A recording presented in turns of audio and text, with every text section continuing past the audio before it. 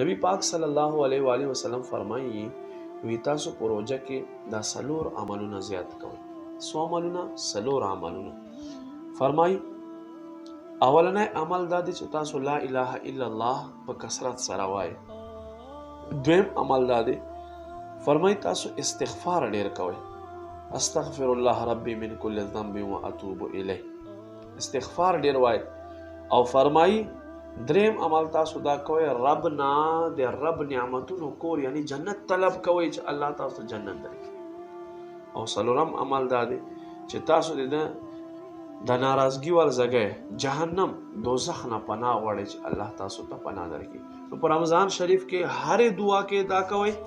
دین علاوه دعا نه بهر هم کوئ. لا اله الا الله، استغفار، جنت طلب، جهنم نه پناه. ویډیو در سره شیر کړئ چې مسلمان ته د رمضان د اهم پیغام ورسیږي. جزاک الله خیره.